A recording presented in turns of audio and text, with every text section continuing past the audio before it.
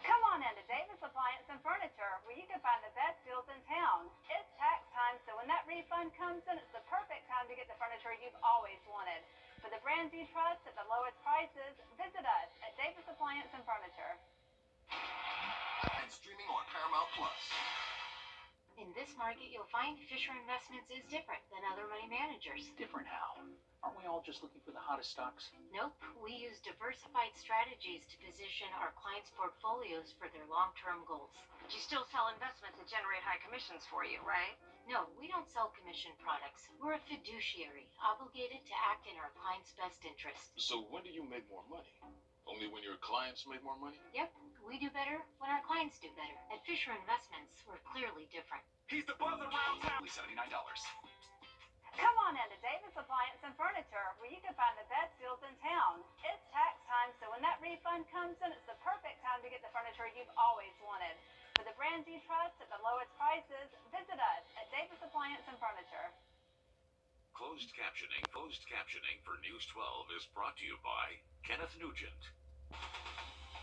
From the station that's on your side, News 12, first at 5, continues.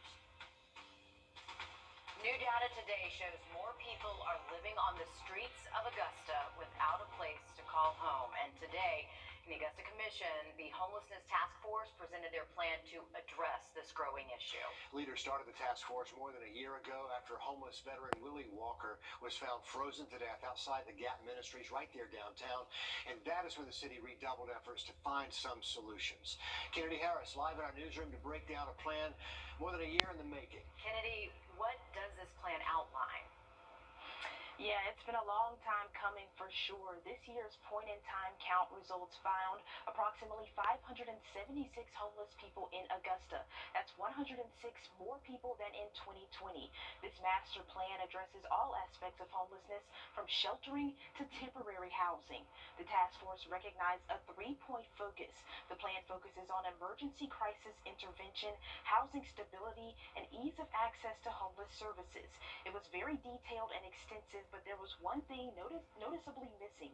You might remember one of the big kickoffs in the homeless efforts was a decision to create a day shelter using $2 million from the American Rescue Plan. The task force determined that's no longer feasible. The city does not have the resources to operate a shelter, and they don't have existing space for one, nor funding to build it from the ground up. Instead, they want to dedicate that money to creating transitional homes. They like to build 50 to 75 units in one area of the city by 2025. The Salvation Army is working independently to build a new shelter. The plan hits every issue surrounding homelessness. Now that the plan is in place, the question is, where will they begin? That means activating the continuum of care, making sure that we have a homeless service coordinator in place to follow through with this plan. Not only that, but using the funds that we have at our disposal to provide permanent supportive housing for our homeless.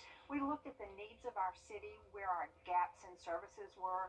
We looked at what we were doing right and what we were not doing so good. And so I think this is the best plan. I'll have a more detailed overview of the master plan coming up at 6 o'clock. Kennedy, thanks for the update there as we head outside here for a live look at the Drive near the Hephzibah area, here's a big heads up. Georgia DOT is planning a track platform and what they hope to bring to the city. If you drive near the Hephzibah area, here's a big heads up. Georgia DOT is planning a traffic shift tomorrow for a project about 5 miles outside of Hephzibah. They're demolishing and reconstructing the North Fork Spirit Creek southbound bridge. Southbound traffic along Deansbridge Road is shifted to the inside lane, while northbound traffic will be routed to the outside lane. So slow down and be careful. That project, we're told, should be completed by September.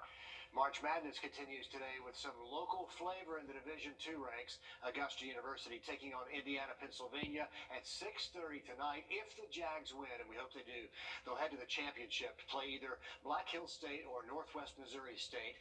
It's the first time AU has found themselves in the Final Four in more than a decade.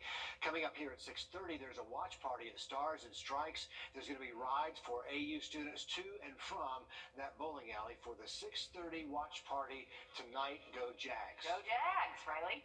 Absolutely, go Jags. Wishing big things for them tonight. We are looking The bank behind your business.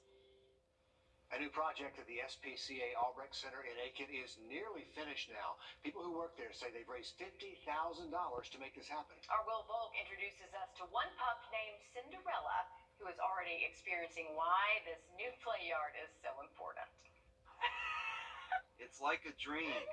Girl. She's having a blast. Every dog we've brought in so far has had so much fun just playing around and running. And Cinderella is going to the ball. It's like seeing them completely different, I think, if you'd agree, that then you see them in their kennels, which is really great for adoptions and just a more successful start in their new homes. Good girl! The SPCA Albrecht Center has a new play area. Claire Robertson works there and says they've never had anything like this. We're very excited. It's been a long time coming, it feels like. It's been a very big project. They've spent about 7 months working to create this space exclusively for shelter dogs. It's not finished yet, but the fences are up and dogs can start playing here. Robertson says it's already making a difference. When you see them in their kennels, they're a completely different dog. They're not in their natural element. You know, it's kind of noisy. There's a lot of faces looking at them. They're not acting like this at all. What are you doing? So until a Prince Charming comes to rescue her, Cinderella will get to keep coming here and enjoy the ball. In Aiken, Will Volk, on your side.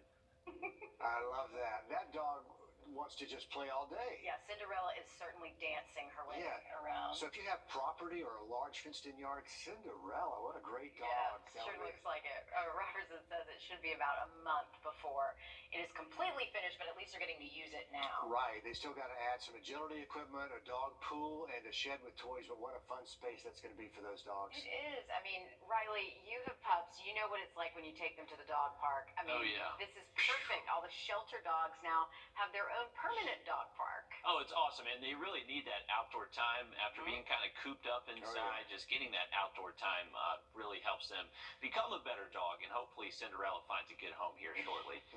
We did have nice weather out there this afternoon. The first male birth control pill is successful in mice. What comes next for researchers ahead?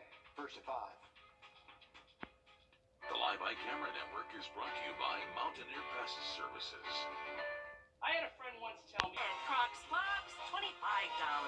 Hamrick semi-annual doorbuster event. Life is full of highs and lows, especially at Weinberger's Furniture Outlet. What do you mean highs and lows? Well, we have low prices, really low prices, and with prices that low, we have high turnover. Items change every day. New styles, designs, colors, and sizes. So here's the lowdown on the outlet. The prices here are amazing every day, plus the merchandise changes daily. It's always a big deal. At Weinberger's Outlet. While other dealers are going, a conversation. Researchers are planning to start human trials later this year for the first male birth control pill. Scientists from the University of Minnesota say they have developed an oral contraceptive that doesn't contain hormones or cause harmful side effects. As Laura Podesta reports, they presented their findings this week at a meeting of the American Chemical Society. Some men embrace the role of fatherhood, but for those who are not ready, their main choices are condoms, a vasectomy, or relying on women to manage contraception. Soon, they could have a new option. We are very optimistic and very hopeful. Scientists at the University of Minnesota developed a pill for men that blocks a vitamin A producing gene needed for conception. After a 4-week test on mice, researchers say the pill dramatically reduced sperm counts and was 99% effective in preventing pregnancy without harmful side effects. We target non-hormonal pathways so that we wouldn't have those hormonal side effects. The mice could be fathers again 4 to 6 weeks after they stopped receiving the compound. As a urologist, I'm excited because this is something different. This is something non-hormonal. Medical experts caution while the findings are encouraging, they're also preliminary. We have to wait. It may take years before we actually see this as an option for men. For people we spoke to here in Times Square, a birth control pill for men is an idea whose time has come. Overall, more safety during sex, for both partners, that'd be beneficial, especially for me, so I would take it. I probably would try though, while I'm still young at least. And then when I get older, I just let it rip. If the okay, clinical trials for humans could begin within 6 months. Laura Podesta, CBS News, New York. Other possible male birth control pills currently undergoing clinical trials target testosterone, which researchers say could come with side effects, including weight gain and depression, as well as impacting cholesterol levels. In Atlanta, the Fulton County DA's office has created one of the first LGBTQ. It is getting to be spring cleaning time. You know, the pre-masters routine we go through. Yes. Dusting and scrubbing, maybe cleaning out those closets, the storage rooms even. Yeah, and if you're in the mood for some spring cleaning that doesn't require you to work up a sweat, Jamie Tucker explains, don't forget the place you spend the most time, your phone. Every spring, my job is to clean out this storage room. Over the year, it gets cluttered with things that we don't need, just like our smartphone. So before I tackle this storage space, I want to tackle the one on my phone. Go to Settings and Storage. Review those large attachments using over a gigabyte of space. These are mostly videos and photos and text messages. You may be able to review them, but not all of them. So open the Messages app and delete the text you no longer need. Pay close attention to messages with attachments. Back in Settings and Storage, see which apps are taking the most space. On an Android phone, it's in Device Management. Facebook, TikTok, and Instagram probably use a lot of your storage for no reason. The easiest way to free up that space is by deleting the app. I deleted the TikTok app and it's 613 megabytes of data. Reinstalled the app and signed back in.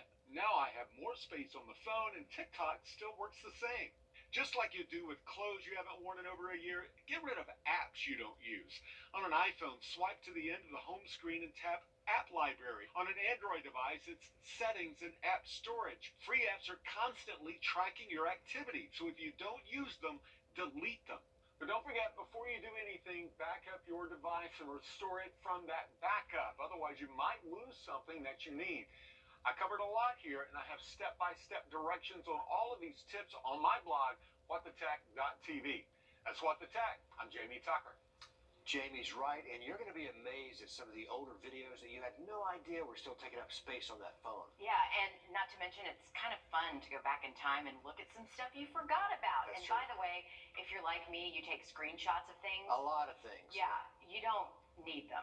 You don't. And it's taking up space. Your It phone's is. going to be It happier. is. Yes, I have a lot of stuff I don't need. Riley? Spring cleaning. Oh yeah, definitely getting that time of year for some spring cleaning and also great golfing weather this time of year. Closed captioning for News 12 is brought to you by Kenneth Nugent.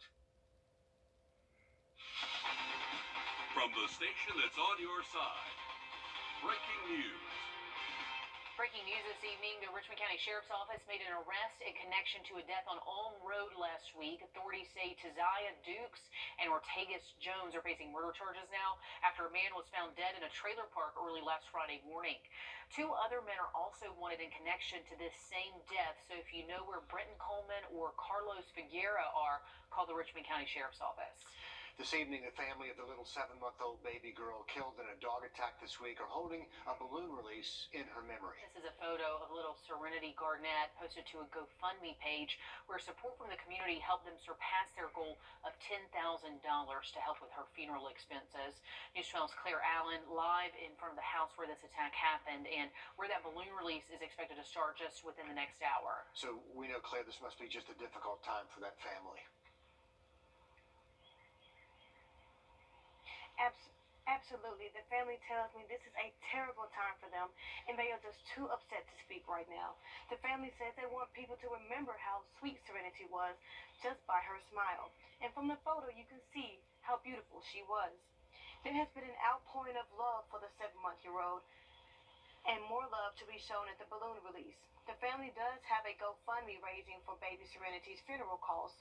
So far, nearly $13,000 have been donated, surpassing their goal. We will have more details on how the family is remembering sweet Serenity tonight at 11. Certainly a sad time in that neighborhood. Claire, thanks very much for that. It was heartbreaking. We've also got Celeste Springer standing by. She's been following this investigation as well. So, Celeste, this is a pretty unique case. How likely are criminal charges to come down in connection to all this? Well, the sheriff's office told us charges could be coming, but they didn't tell us exactly who could be charged and with what. I wanted to take a look at other cases around the country to see how things played out and also hear what lawyers had to say. Anytime you have tragedy like this and it's either a serious injury or a death, it's far different from a child getting nipped on the finger. Attorneys tell us criminal cases from dog attacks are uncommon, though unfortunately not unheard of. Just today, a South Carolina man was charged in an unrelated case. His dogs allegedly attacked a woman, resulting in the amputation of her arms. He's now facing multiple charges. Attorneys tell us charges would likely be dependent on the dog's history. They're really going to look and see what type of animal was involved and the history of that animal, whether or not the owners had any knowledge or reason to believe that the animal was a vicious dog or a dangerous animal, were there prior biting incidents. Though rare, there have been cases where murder charges are filed. Michigan, 2019, a man was charged with second-degree murder after a 9-year-old girl was allegedly killed by his dog. California, 2002, a couple was convicted of involuntary manslaughter after their dogs, which were Crescent Canarios, killed a woman. We don't know the whole facts and what is going on in the investigation. Charges could be as high as felony murder. And according to the sheriff's office, the owner of the dog was already incarcerated on the day of the attack in unrelated circumstances. We haven't been able to hear from her, of course, but I did speak to her brother over the phone today. He says at this time he has no comment. I also reached out to Animal Control about what is next for that dog. I know a lot of you guys at home have been asking. I'm still waiting to hear back from them. Claire, thanks for the update there from our newsroom as we head outside for a check of the weather. Mostly. In just the last hour, we're learning the body of a missing Thompson man has been found in Appling Friday afternoon. That's according to officials with the Columbia County Sheriff's Office. Officials say the man has been identified as Kentavious Rivers, and a neighbor who lived nearby found the body. Someone reported a suspicious backpack at Westside High School today, prompting an evacuation and the bomb squad being called out. Richmond County School System and the Sheriff's Office now investigating. In a message sent out to parents this afternoon, Westside High says the school was evacuated pending completion of a safety walkthrough to ensure the building is clear for students to return.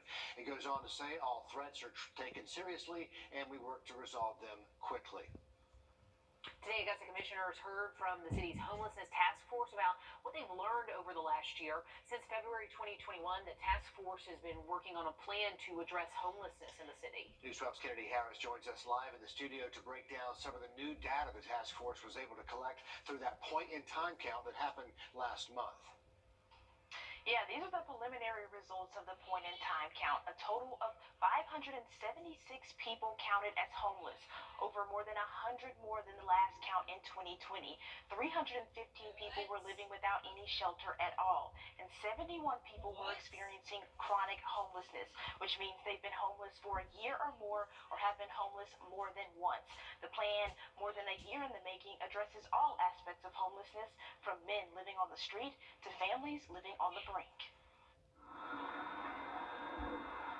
It started here, outside Gap Ministries in 2020. Willie Walker, who'd been living on the streets of Augusta, died. The cold that night was impossible to bear.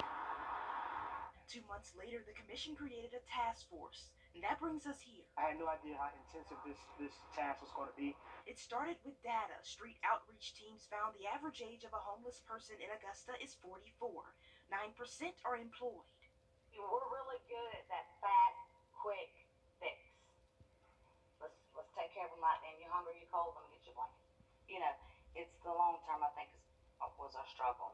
The plan makes the street outreach team permanent, meeting people where they are, connecting them with resources they didn't know existed. I learned that the people on the street aren't coming in for services, so we have to go out to them. They'll move $2 million previously dedicated to a shelter and instead create transitional housing, 50 to 75 units by 2025. They'll partner with local nonprofits to open as day shelters. They want to eliminate the confusion on where to get help by creating a single point of access in the city for all resources, including employment and records assistance. 307 square miles of a county where homelessness exists in every corner. And they want to provide bus passes for people to get there. A coordinator will keep the plan together. This is a short-term, mid-term, long-term plan that spans from now until about 10 years. And the plan also also addresses mental health by creating a mental health court. They'll have case managers in the courtroom to prevent evictions, and the Salvation Army is working to build a new overnight shelter. For affordable housing, the goal is to work with the Land Bank Authority to identify unused land for the city owns and to find space for affordable housing. Kennedy, thank you. We'll have a full copy of that plan with specifics on our website for you to see. And it is a lengthy, involved plan, and the goal is for it to be approved in commission next week, and we'll keep you up to date on that as well. Up next, there's a new scam targeting you and the people who prepare your taxes. We're on your side with what you need to know on News 12 at 6 o'clock. And we will finally get some sunshine. Is going to hit me. I'll be hurt. I'll be out of work, but I won't be afraid. When disaster strikes, I'll call all nines. You may not see it coming, but when disaster strikes, call George St. Gentry Lawyers and all nines. We wanted to update some breaking news we mentioned at the top of our newscast. The Richmond County Sheriff's Office saying Britton Coleman has been arrested in connection with a death investigation on Ulm Road. Coleman facing murder charges along with 2 other men, and another authorities are still looking for. Well, weather-wise today, the cloud cover is really for amateur tournament. Heads up, we could see some storms for round 1. Thanks, Riley. It may be your least favorite time of the year. Not pollen season, but tax season. And we want to make sure if you're owed a refund, you actually get it. Our I-team found the IRS is warning of a new tax scam targeting you and your tax preparer, trying to steal your information. Another one claiming unemployment on your behalf, even if you never lost your job in the pandemic. Senior I-team investigative reporter Liz Owens exposes the schemes and has some information you need before you file. As unemployment soared in the last 2 years during the COVID-19 pandemic, Gigi Turner with the Better Business Bureau says scammers got some new ideas. Has the trends changed during the pandemic? The tax scams get bigger every year. They just find new ways to scam people. At the top of the list, stealing your information to claim unemployment. Those unemployment benefits are taxable. How do you know if someone might have filed for unemployment using your information? You're not going to know that until the IRS lets you know that you need to fill out. You'll get a form. You'll get a 1099 form in the mail letting you know this is for tax purposes. To file with your taxes, and you'll be like, what is this? That's when you'll know, when you get that form in the mail. The IRS says do not report the incorrect 1099-G income on your tax return, but you should report fraud to the issuing state agency and request a corrected 1099-G form. And they warn, don't use it as an excuse to halt your own filing. The processing of your tax return should not be delayed while you report the unemployment identity theft under investigation. Another scam that's taking place is the actual tax preparer. The scammers are going after the tax preparer's identification number. They'll call them and say, we need your identification number, your tax preparer identification number, in order to verify, validate your credentials, and to make sure that your clients are going to get their refunds. Turner says that slip-up by an accountant could then expose all of their clients' personal identifying information and leave dozens or hundreds of people very vulnerable to a scam. Your professional, big-time tax preparers are not going to fall for that. But you've got your pop-up tax preparers that may fall for that. They're there temporarily. You got temporary employees working in there. After tax season, they're gone. And sometimes they're going to be more likely to fall for that. And then when they do, your information is jeopardized. The scam is so rampant, the IRS commissioner even warned tax preparers identity thieves have been relentless in exploiting the pandemic and the resulting economic pain to trick taxpayers and tax professionals to disclose sensitive information. Fighting back against phishing scams requires constant vigilance. Two-factor identification could help protect clients and accountants. Also, keeping your antivirus software up to date seems basic, but it's important to check. And using encryption is a good option for client-prepared communication. Please, I cannot express this enough. Use a different passcode than one that you normally use. Have one separate passcode for your IRS, for your income tax information.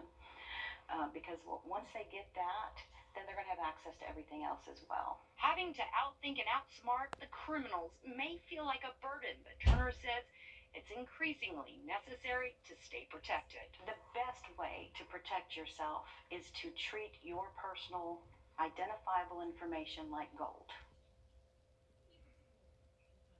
Good advice for all of us. We can all do better on that. Have that PIN number we go to, but we will post all of these warnings from the IRS directly in Liz's story on WRDW.com. And reminder that taxes are due Monday, April 18th this year. Might as well get on it if you haven't started yet. Oh, yeah. The late filers, you know who you are. I didn't procrastinate this year. We know who we are, I should say. Well, still to come. It's been a month now since the war broke out in Ukraine. Since then, we've... Great way to help out here at home, Will. Thank you. Augusta University's men's basketball team getting ready to play in the March Madness Division II Final Four. It's happening soon. Tip-off in just under 10 minutes from now. News 12's Craig Allison live over at Stars and Stripes off Wrightsboro Road, where AU is holding their big watch party as the Jags face off against Indiana, University of Pennsylvania. So, Craig, what's the energy like there? Well, Richard and Laura, the energy right now is the calm before the storm as people start to trickle in ahead of tip-off. But the energy back at campus is absolutely electric. The theme for tonight is bowling and bracket busting. AU Jags are heading into the matchup with Indiana in the Final Four, something the university hasn't seen in over a decade. But I got to talk to some of those students about how they're feeling heading into tonight. And we very excited, man. We haven't did this in a long time. We very proud of y'all. Y'all go home and get the dub, man. We ready. We're going to be rooting for y'all. Hype, let's go Jags, be Indiana! What do you have to say to Indiana? Oh, y'all finna lose. Y'all finna lose. Big L, big L. You know what I'm saying? Go Jags! Well, tip-off is about to start at 6:30, where the Jags hope to take the win, then head into the weekend and go to the championship. I'll be here all night as more updates come and the night progresses. Sounds like fun over there, and go Jags. Go Jags for sure. Thank you for that update, Craig. We are still tracking just some very